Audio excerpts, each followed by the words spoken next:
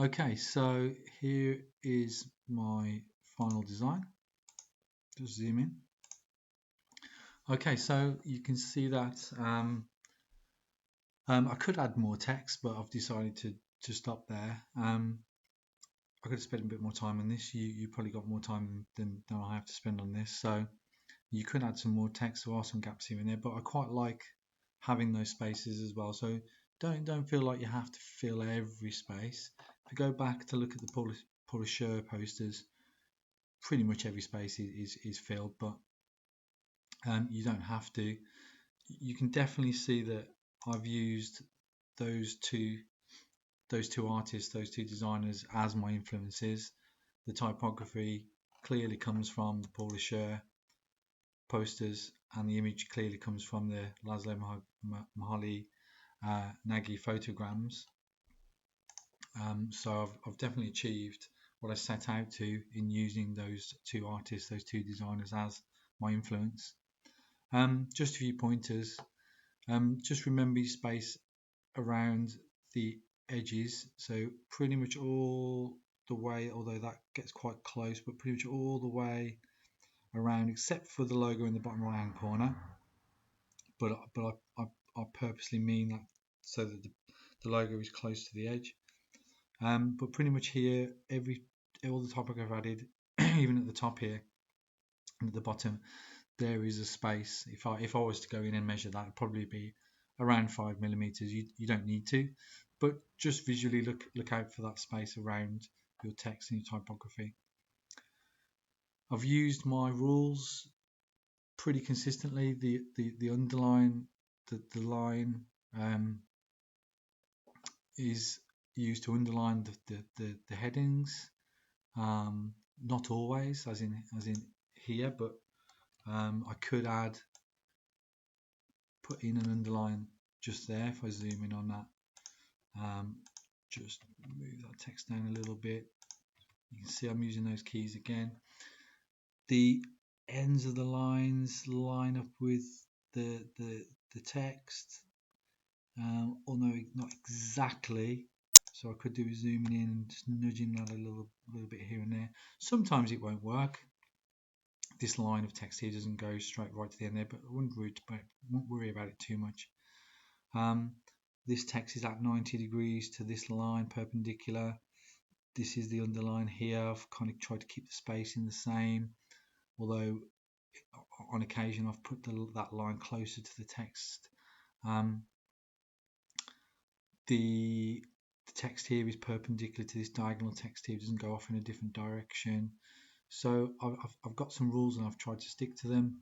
The only time I've broken that rule really is here, where I felt that I needed that line to help bring the title and the body of text together in a slightly different way. I've justified, which is a bit odd, I've justified this text right. So if we go to home, we look at this, the text is aligned right or justified right, aligned right, which leaves this kind of jagged edge. So the text, when we read it, doesn't start all in a straight line like when we align the text left on the examples here. But that's intentional. I meant for that to happen because this text then fits into this space better. If I go back to align left and did it this way, it works, but I don't think it quite fits as nicely as that does. I have lined up the A with the P, or thereabouts. Again, I could do with just nudging things a little bit, zooming in, nudging around. But there you go. One thing I've added is the address of the theatre. You could, if I had a bit more time to do this, I would probably add some maybe times and dates for these events. So maybe underneath each one, I'd have a line. Underneath each one, I'd have a line of text, just the date and the time that it starts. That could be a nice touch, as obviously these are theatre events. But I'm really happy with my final result. The typography of the text links in with the image in the background, it works as a whole. The text and the typography isn't fighting the image, they work together. What I did try then is taking this exactly the same layout of typography and taking out the background image and replacing the background image, and I've found that actually it works pretty well. What I've had to do in some places is I've had to change the color of the text. If it's a light background, make it black, and if it's a darker background, make it white. So the text has just changed slightly, particularly on this one. You can see I've used this background on this one, and I think that works really well, particularly with the greys. The color isn't overpowering. There isn't too much detail there. I've used my pattern, my overlay of this kind of browny kind of image here to give it that, it's almost like a silver bronze kind of effect on the image, which I really like.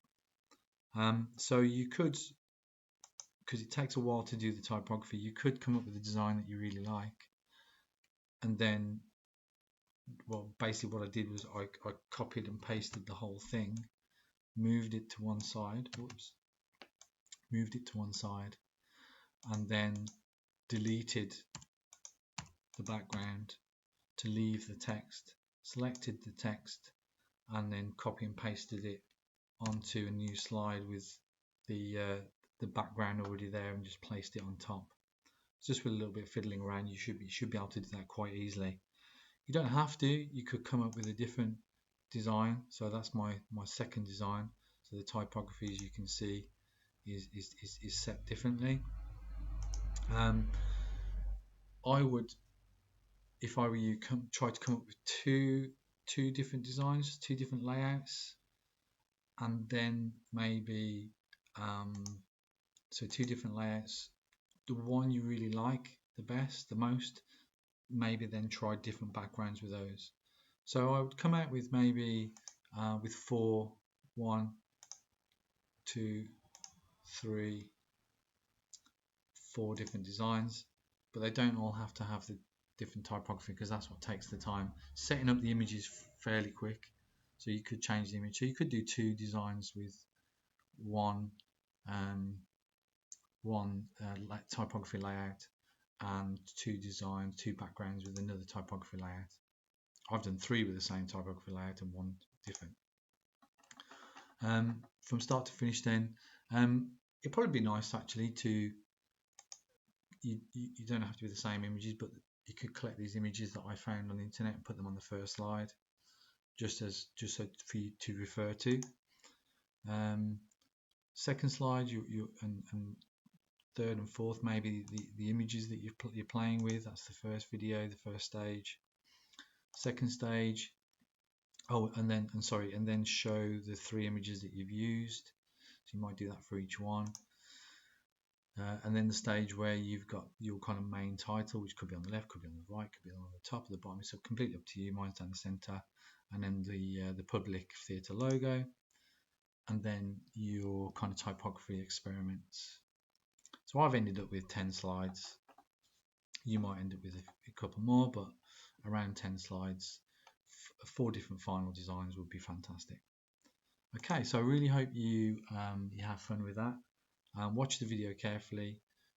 Make sure you follow the instructions. If you get stuck, make sure you pause the video, rewind it, watch it again. Okay, and have some fun, and I hope you come out with some really nice designs.